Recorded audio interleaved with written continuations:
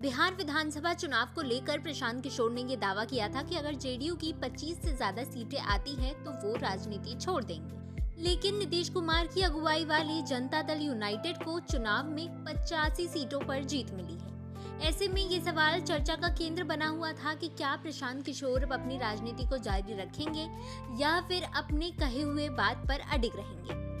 आज हार के बाद पहली बार प्रशांत किशोर मीडिया के सामने आए और मीडिया के सवालों का जवाब दिया। इस दौरान उनसे जब राजनीति से संन्यास लेने वाले दावे को लेकर सवाल हुआ तो इस पर वो भड़क गए। उन्होंने कहा कि मैं किसी पद पर थोड़ी हूँ जो मैं इस्तीफा दूं।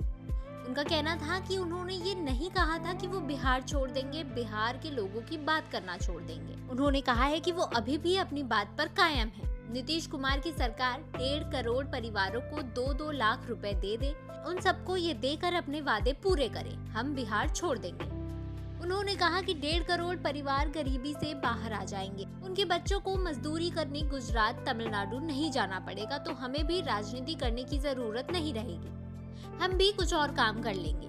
पीके ने कहा कि नीतीश कुमार ने 10-10 हजार बयाना देकर वोट खरीदा है कि सरकार में आएंगे तो 2-2 लाख रुपए दिए जाएंगे। उनका कहना है कि अगर नीतीश कुमार अपने वादे को पूरा कर देंगे तो वो मान लेंगे कि उनकी आंदोलन में गलती थी। उनका कहना है कि सलाह का समय अब समाप्त हो गया है और संघर्ष का समय शुरू हो गया है।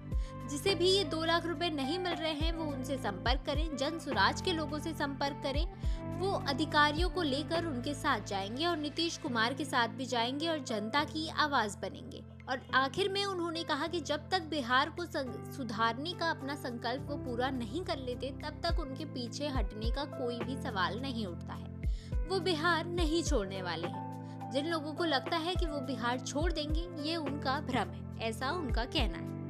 इसके साथ ही उन्होंने कहा है कि जन सुराज की करारी हार की जिम्मेदारी लेते हुए वो 20 नवंबर को प्रायश्चित के लिए 1 दिन का उपवास रखेंगे, अपनी कमियों को सुधार कर उतनी ही ताकत से फिर खड़े होंगे। और साथ ही उन्होंने ये भी कहा है कि भले ही आज उन्हें धक्का लगा हो लेकिन भविष्य में उनकी जीत होगी। अब प्रशांत किशोर के इस बयान के बाद तो यही समझ में आ रहा है कि राजनीति में एक बात तो मान लेनी चाहिए कि नेताओं के वादों पर और उनके बयानों पर कभी भी भरोसा नहीं करना चाहिए और इसे कभी भी सीरियस तो लेना ही नहीं चाहिए, क्योंकि ये प्रशांत किशोर के बयान से साफ हो रहा है। उन्होंने पहले कहा था कि अगर जनसुराज को 120 या 125 सीटें भी आती हैं तो भी वो उसे अपनी हार मानेंगे, क्योंकि अगर उन्होंने इतनी मेहनत की है तो फिर अगर उनकी पार्टी सिर्फ बहुमत ला रही है तो इसका मतलब है उनके आंदोलन में कोई चूक हुई है।